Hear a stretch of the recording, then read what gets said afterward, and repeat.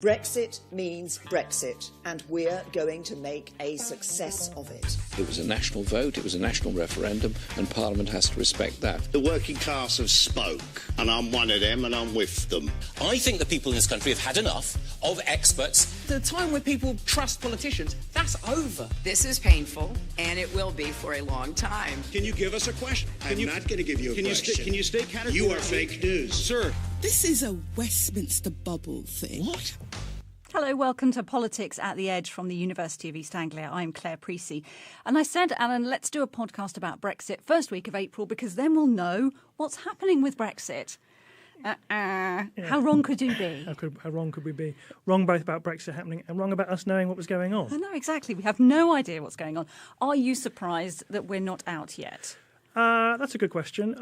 Me of June 2016 is very surprised. Me of December 2018 is not surprised. No, I'm now in a permanent state of not surprised, but permanent shock. Yeah, OK. Well, that's something we can talk about with our guests. It feels like we've been through this kind of extremely tumultuous time, and I want to kind of chat about what it all means and what it means and how it's changed our country and our politics. So we've got with us today Professor Hussein Kassim.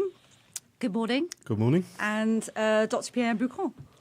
Good morning. Hello and welcome back, Pierre. So, I mean, it's been a really crazy time. Are you shocked, surprised at how it's gone? Let's start with Pierre. I'm not surprised anymore, shocked anymore, because it has been for a long time actually a very bumpy road with all sorts of setbacks, very, very little progress. So I would say I'm not shocked anymore, but me of 2016, like Alan, would be probably. And Hussein, you've been talking to our European friends a lot. I mean, how are we viewed from their perspective? Not favourably. I mean, what's interesting for me is two things, I suppose. I mean, one is how solipsistic the debate in the UK has been. So there's been almost no recognition of the fact that the EU has interests, that individual EU member states have interests, and that they will act on those. And in fact, they have sort of power and influence also. There's been little regard for that throughout the process. The second thing is that what I find quite interesting is that at the very start of the process, the sort of principles that were enunciated, the sort of style of the EU's approach was sort of geared towards dealing with a really formidable machinery in London. And there was a tremendous respect for the way in which the UK handled its EU diplomacy, for the machinery, the quality of its decision-making.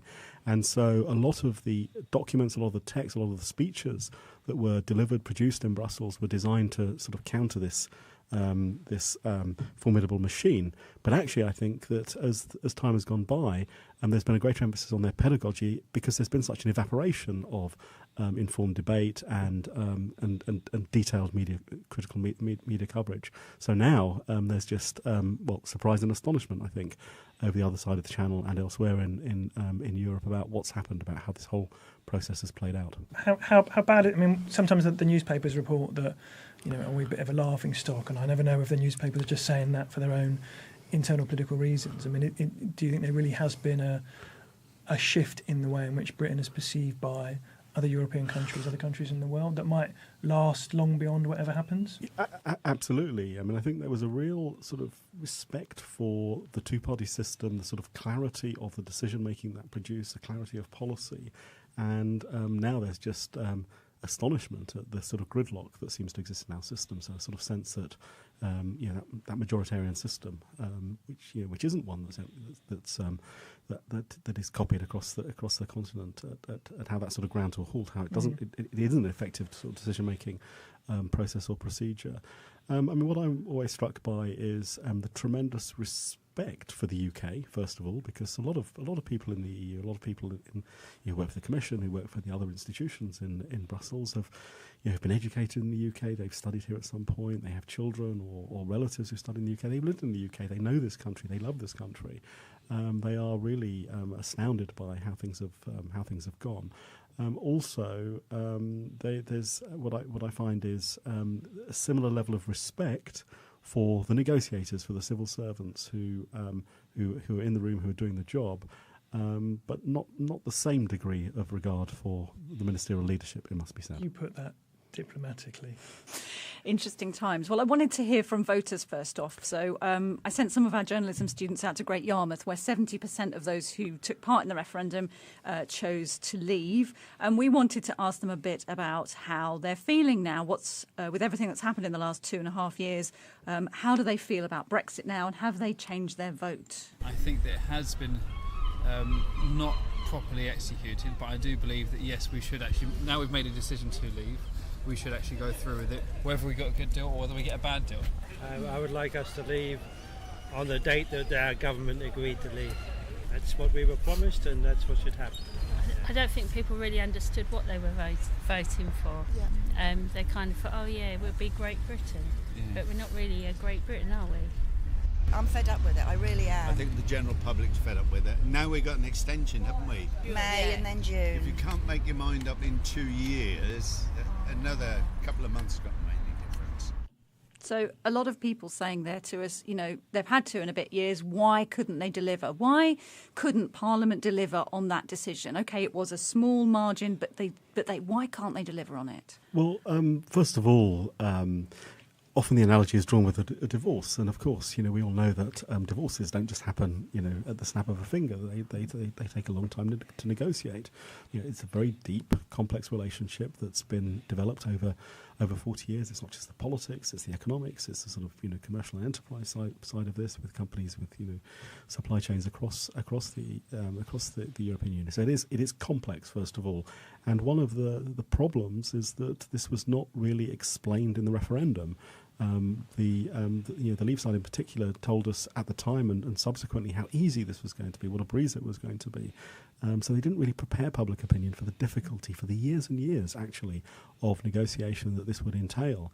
And the thing is, you're not negotiating with a sort of naive interlocutor. You're negotiating with somebody who is very aware of its own interests, which has been united since the very start. And which has sort of demonstrated that it has a very clear grip and grasp of the process in a way that, quite frankly, our politicians in London have not had. To be fair, I would want to emphasize that it's a very complex process, and that not all of the issues that have come up were forecast from the very beginning.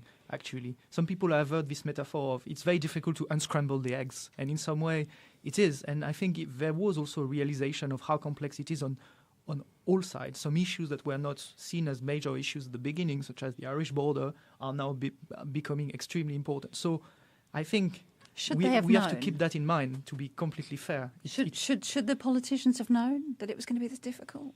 They could have suspected. Then it's one thing to kind of suspect. Even like I can see that with so-called experts, people who teach European Union politics, right? They knew that the relationship was very deep, and they have studied that for a long time. And yet, we and colleagues still discover new issues that they had not thought about. So I think that says how complex it is. That said, if you reckon with the complexity of it, even though you don't understand it fully, then it's easier to understand that there are trade-offs, difficult decisions to be made, and so on and so forth. And that was certainly not done. I think what Hussein, as part of what you said, Hussein, you said something about how respect or attitude to the two-party system had kind of changed. So part of the problem lies there, doesn't it? I mean, there are many advantages to a two-party system, but that's a system that effectively says winner takes all for a period of time. So once you win the election, you're in power for 5 years. Yeah. That doesn't quite transfer to an issue where it isn't something you can revisit again easily in 5 years' time, and where it isn't a clear decision, because it isn't like, say, the AV referendum that was defeated. If that had been passed whenever it was, I forget when it was now. Alternative vote, so some kind of proportional representation. Yeah, so that referendum, that was a proposition about one specific thing, the voting system, how it will work and how it would be done was clear. In the case of Brexit, because it is so many things that can be done in so many different kinds of ways, and because it's something that can't really be gone back on easily, when you've got a 52-48 decision on that, then there has to be some process of compromise, which is very hard to do, because for Remainers, compromising still means leaving, and for Leavers, compromising means not leaving as sharply or harshly as they want. Nevertheless, that would be what is demanded, some discussion as to, well, how's that going to happen? How can we do it in a way that generates consent beyond 48-52 that makes it work? And there was no interest or willingness to do that really from any of the parties, to be honest, and no incentive for them to do so. In fact, the incentives are all the other way around, to mark the division even more clearly for the purposes of gaining electoral, political, tactical advantage. And that's still going on, I think, that people are playing this for the positioning advantage rather than thinking, well, how can we actually reach some kind of compromised position? Yes, I think the problem with the majoritarian sort of mindset is this sort of winner-takes-all some mentality. But I think, as Alan said earlier, that in the parliamentary system, what this means is you take office for 5 years. You don't make a decision that is effectively existential, that is enduring and permanent. And I think that this is sort of slightly confusing because, as many people have reminded us, in a democracy we're continually debating and discussing issues, and majorities are continually shifting. So there's a real mismatch between the idea of a final decision-making point and sort of discussion, continued deliberation, particularly when opinions are shifting. I think that one thing we might all agree on is that referendums are a very bad idea for dealing with complex issues. I mean, one thing I would say, picking up on sort of Pierre's point, and also something that Alan said earlier, is the sort of complexity of all of this, because I think that there are some sort of rudimentary features of the EU and EU membership that haven't really been discussed, thought through. I mean, I was at the very start of the programme. You sort of played the famous Gove quote about expertise. Well, I think a lot of some expertise at the very beginning of this would have been very useful.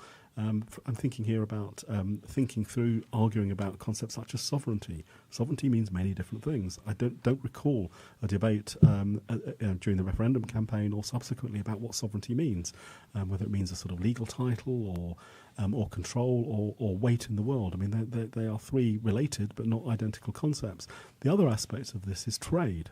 And, it's quite terrifying to me, the idea that we read reports that only this week, 2 years into this process and beyond the point where we were meant to leave, that MPs were asking to be informed and told about a customs union. I mean, really, one of the basic problems here is the sort of literacy about what a customs union is, what a single market is, because otherwise people cannot effectively make up their minds in an informed way.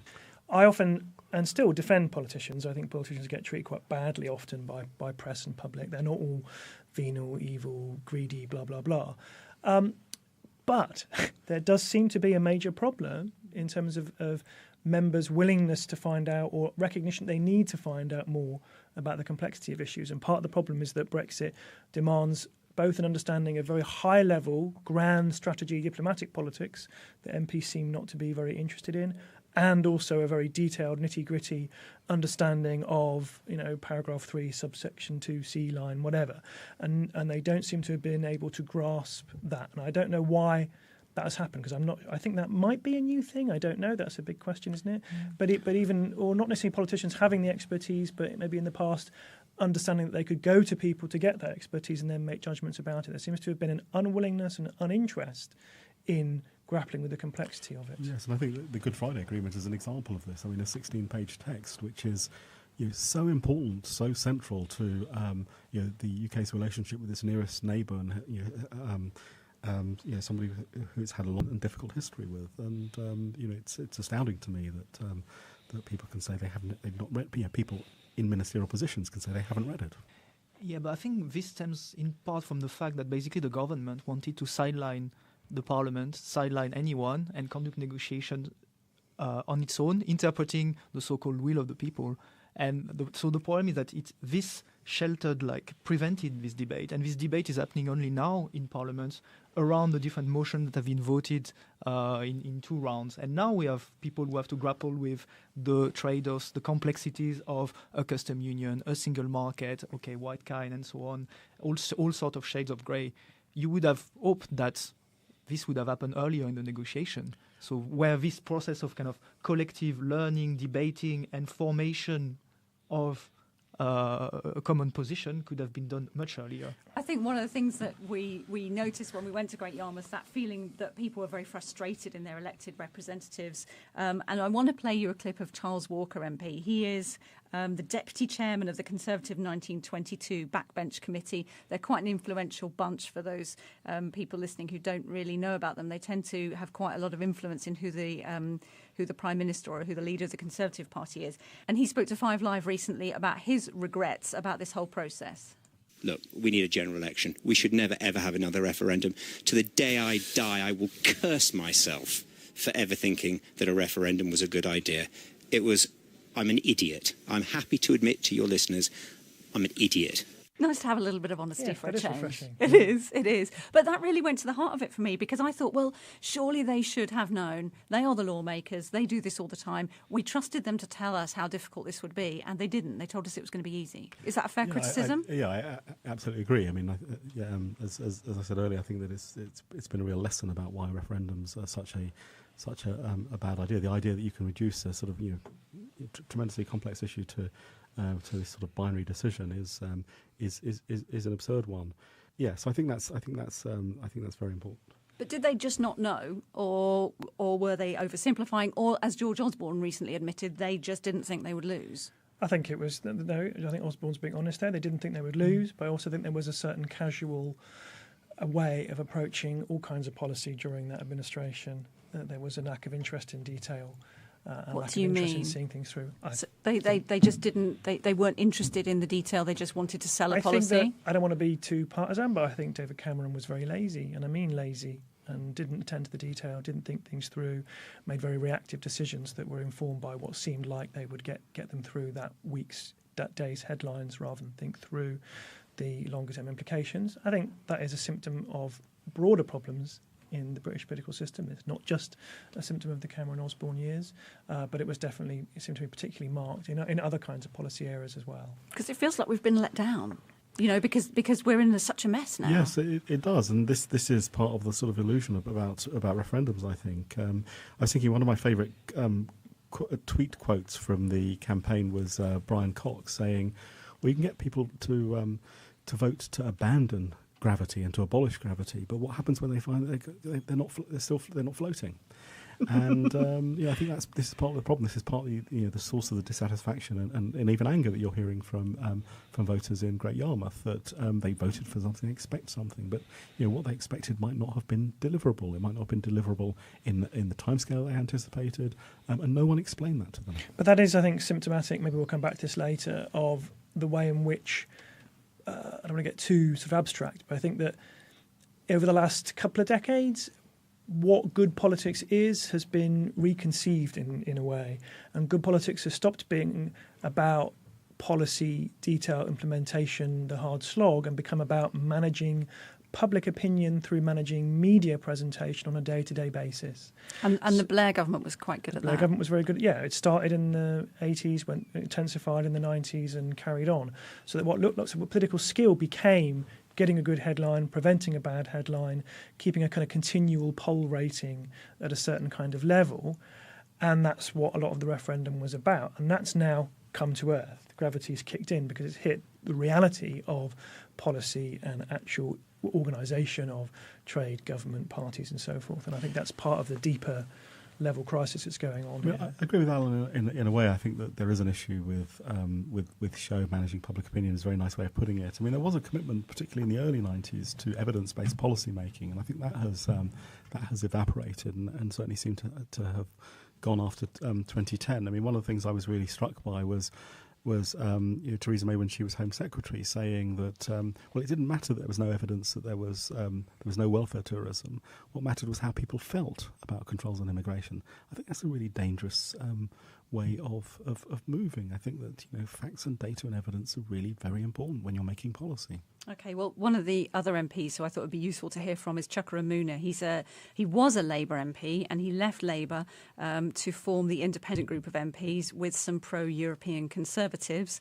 And he spoke to Sky News recently, criticising Labour for not getting behind a people's vote and also criticising Parliament as a whole. You have a Labour leadership which is refusing to come good on the spirit of its party conference motion, which is essentially, with this gridlock, to refer this matter back to the people.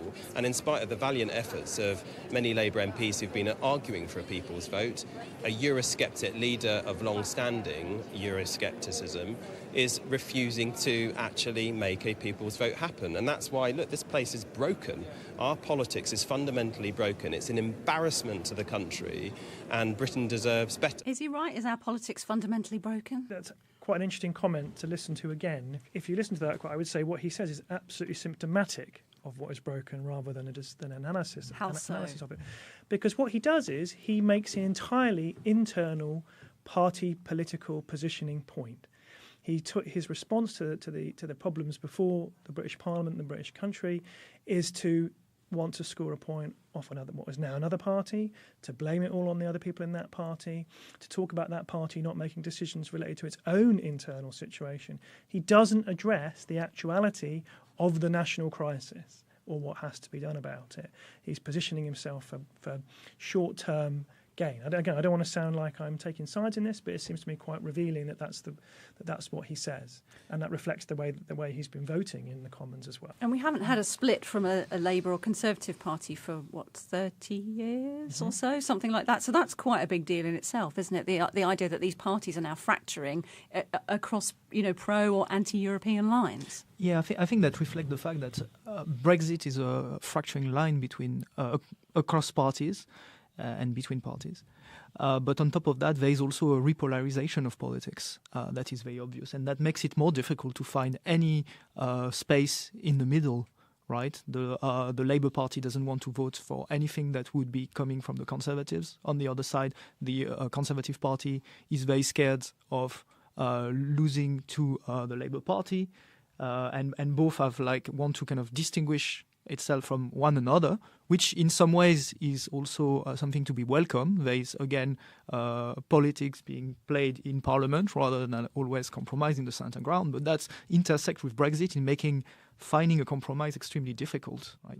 And what happens next is the key, I suppose. So I'd like to go back to our voters in Great Yarmouth, because we did ask them what they would like to have happen next. Should it be no deal or no Brexit, or perhaps even an election? I don't think anyone's expecting it to be as much of a mess as it's ended up being. So I think if there is no deal Brexit, there definitely should be a second referendum for people to choose whether they still want to have a no deal Brexit or to just remain in the end. Yeah, but if they have another referendum, we've already had one and everybody voted to leave. Yeah, so if they have another one, I bet a lot of people will say we'll stay. That vote should be final. It's going to be interesting with the European elections, though. And when we get closer to the European elections, we need to either leave or have European elections again. I think if you had another vote, it'd swing the other way. An election, I'd have no faith in whoever was in power to resolve it at the moment. So for me, I think no deal. And so the public, as with the politicians, no conclusive answer on what to do next. I think what they're saying is indicative of the scale and depth of the crisis and the ways in which what's happening now around Brexit is a cause of various crises, but was itself also a symptom of deeper crises. We've talked a little bit about the constitutional dimension of that crisis, how referendums don't quite fit with the British system. We haven't talked about other things that have had similar effects. Fixed Term Parliament Act, devolution, have all messed up the British Constitution and put contradictions into it. But beneath that are deeper level contradictions, things that cut against the parties, as Pierre was saying. Divisions over Europe have always been present in both Labour and Conservative. There's a kind of an English, and I mean English, nationalism that cuts against, or you can find across the ideologies in different ways. But a repolarisation of ideological thinking is a symptomatic of inequality in the financial crisis. But also, I think, a much deeper way in which England, the UK, became internally divided economically and culturally, that we have had, to be very kind of crude and generalising, for a long time we've had a political economy that basically works by generating an awful lot of income in one part of the country geographically that then gets redistributed to other parts of the country that then feel like they are, to use a word at the moment, made mere vassals to the Westminster state. Yarmouth is one of those places, and that's generated an awful lot of completely understandable resentment. I think that Alan's absolutely right about this. I would add something else as well, which I think that it's not only I agree with the way he sort of conceptualises the political economy of the UK, but I also think that there's a real issue about governance as well. That somehow the idea that having locally elected assemblies, genuine local or regional government, has been successfully characterised by its opponents as expensive, bureaucratic, etc. But actually, I think there are many parts of the country where I'm thinking about the northeast, but many other places also where responsible regional assemblies, responsible regional government would actually have, give people would sort of express identity, but also provide an arena where certain local regional issues could be dealt with, expressed, managed in a way that they aren't, because we're so hyper centralised in the UK. So in that sense, I mean, that's not a solution, right? But but the solution is that we ought to be thinking about how we rebuild, recreate political, social, economic institutions in different ways across the country, regionally, that people can feel, give them some kind of voice and some kind of stake, and that can also begin to then address the specific nature of certain kinds of economic or social problem in regions, rather than try and impose one simple model. We've basically had a kind of one club economic policy for a long time, which is marketise it, privatise it, cut it, don't spend money on it, and that doesn't work in all different regions. Yeah, it's absolutely that, and we've sort of toyed with the idea of mayors and have mayors in some places and not in others. But I mean, my question would be: who speaks for the northeast? Who speaks for Cornwall and Devon? Sure, the MPs do, but in other places, in other countries, there would be elected regional politicians, authorities who would represent interest to Westminster nationally, but also provide a place for discussion of issues that really are important. So, yeah, I mean, Alan sort of characterised these things as cause and symptoms, and I would say that it's not a solution in itself, but it's part of a solution. So one of the other things that came up in those interviews was the European elections, and there's a lot going on this year. So if we do end up with further delay, and we don't leave on the 12th of April, where does that leave us? Well, we'll be obliged to have European elections, won't we? If we haven't agreed anything before. It depends on the length of the extension. Yeah. If it's a short extension before the Parliament starts sitting in July, it's possible to have a short extension, but it's called a technical extension because nothing big can happen in the meantime. You can't have a referendum because you need to organise it, it takes time and so on and so forth. Having a general election, that's also short because let's say the Labour Party comes into government, they will need some time to discuss a little bit with Brussels to know what's going on. So the short technical extension doesn't allow very much except passing the withdrawal agreements or not or trying to kind of get a bit more time to manage a no deal. But except for that, it doesn't solve problems. So then it's a longer extension. But a longer extension means, either you elect MEPs, but for how long are you electing them? Probably not for a full term. And do you not think that if we had European elections, it would be pretty hellish, wouldn't it? Absolutely. In terms of the aggressiveness and hostility and ugliness of the campaign, and how that would just intensify the sectarian, and I use that word deliberately, divisions in the country. It'd be pretty brutal, wouldn't it? I mean, that's not honestly an argument against having elections. You have to have elections sometimes. But turnout is extremely low, and the people who turn out there would be like the most fired up. Then it would be a question, well, is it really a referendum on Brexit? But if it is, what is it really a referendum on? Are we still for or against it, or is it a referendum on the deal and all the rest of it? It would be pretty presumably, though, if we had a ghastly. general election, it would be like having another referendum. A general election would be that intense, yes, 3-4 times over, I think. Yeah.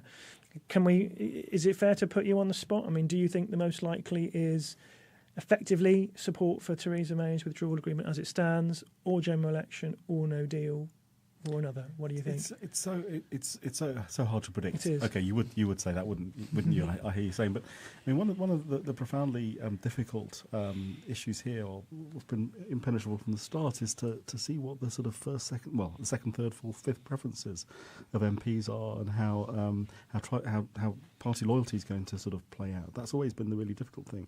And who'd have guessed that that significant DUP members would have come out as Remainers over the last week or so, after a few days. They don't prefer Brexit to or no Brexit to absolutely. This deal. This is really astounding, and it's again changed the dynamic in Westminster.